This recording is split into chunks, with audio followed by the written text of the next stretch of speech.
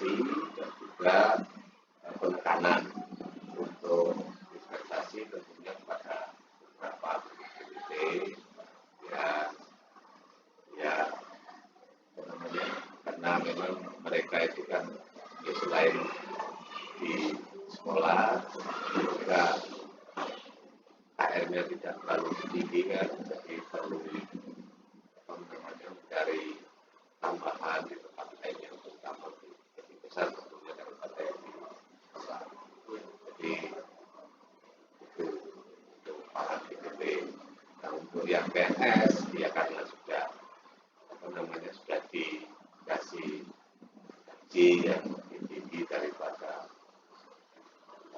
BPT ya tentunya harus untuk dulu dan juga harus mempunyai dedikasi yang tinggi. Jadi misalnya kalau untuk tiket mungkin untuk BPT itu tidak artinya tidak 100% kami memberikan tugas mungkin hanya ya sampai jam atau pada hari-hari tertentu misalnya dia tidak jam itu boleh kami berikan keleluasan tidak sekolah kebebasan di situ. Tapi pada hari-hari tertentu misalnya ada beberapa yang sifatnya prioritas mendesak ya harus bersama kami masuk. Dan kiranya itu kalau kita atau Pak Pendi mengidentifikasi kira-kira ada pelanggaran hukumnya Pak? Ya.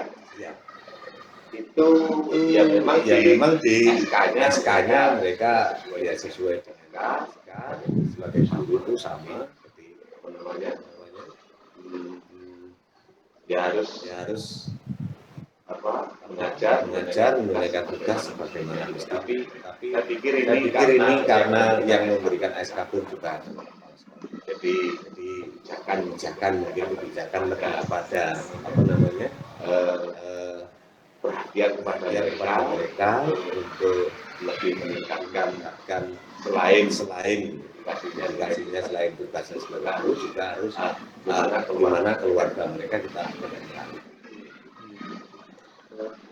Untuk yang berikutnya untuk pengambilan keputusan di sekolah ini terutama jadi karena apa namanya mereka ya sama-sama kita ini kan ya, saling memperhatikan jangan hanya kita apa namanya memfokuskan memberikan tugas memberikan apa namanya semacam pijakan yang kaku gitu enggak ya sebatas mereka memiliki dedikasi yang tinggi lumayan bagus ya apa-apa lah kita sedikit memberikan kelonggaran untuk mereka.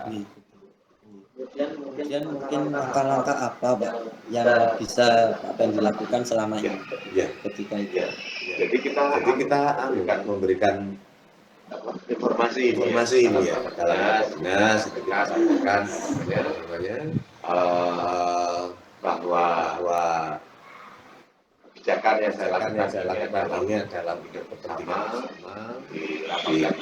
dulu disampaikan juga kepada teman-teman SPPT semua bisa setuju kalau iya kalau mereka sudah sama-sama setuju kita lakukan tapi dengan tentu kalau lepas kerja tetap dalam pengawasan dan selalu ada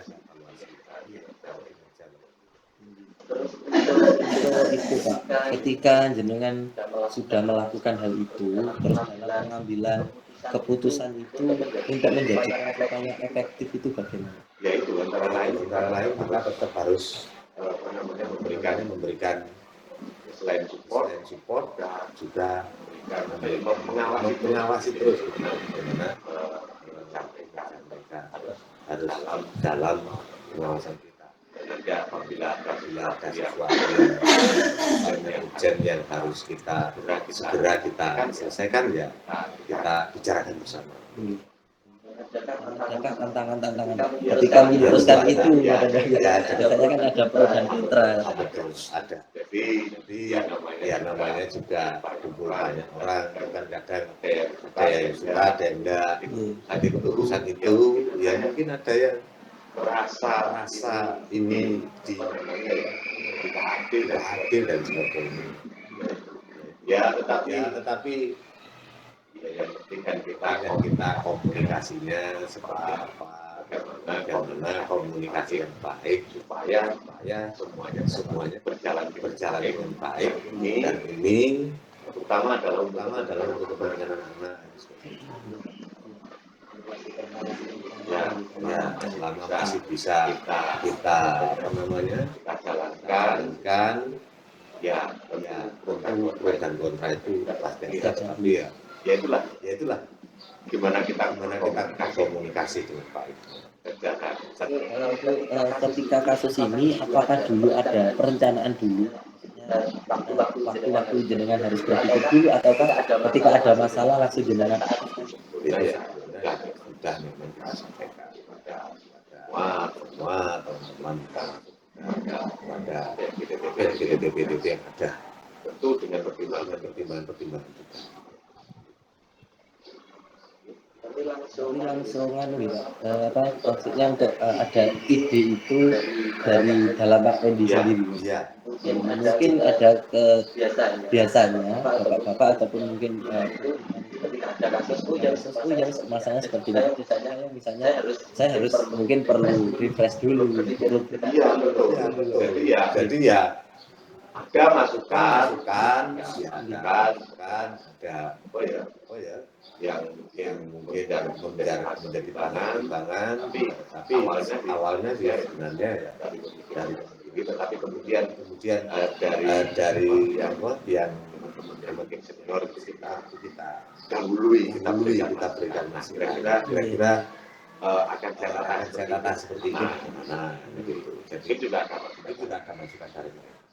ya itu kalau memang baik ya kita kalau enggak ya kita Dan pertimbangkan.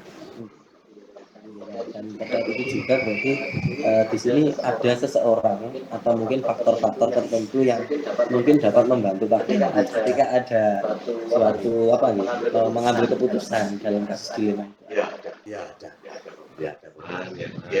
itu tadi yang mungkin lebih senior daripada yang mungkin disebutkan boleh juga. Itu antara dosen satu lembaga tentang mungkin kita tidak mengecampingkan walaupun itu rekan apa gitu. Kadang ada kalau kita ngomong bahasa Jawa dulu katakan seperti itu. saya tidak seperti itu. jadi ya Kita usahakan enaknya seperti apa. jadi kalau saya itu ya memang ada sih dalam itu ada kebijakan yang sebenarnya menurut saya sudah bagus, tapi ya itu tadi ya untuk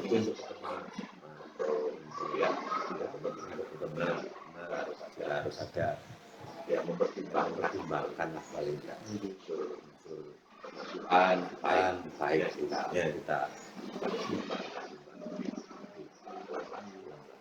Jadi paling tidak di sini adanya demokrasi Ya. yang bebasnya tadi ya Pak. Bahwa apa yang menjadi cara itu ketika itu baik tetap digunakan. Pastinya kan banyak kepalaan ini, banyak pikiran, tapi untuk menyatukan itu kan harus ada. ya kalau misalnya yang sebenarnya tapi ada yang terlalu artinya saling mempertahankan pendapat masing-masing ya ada kebijakan yang jelas Iya.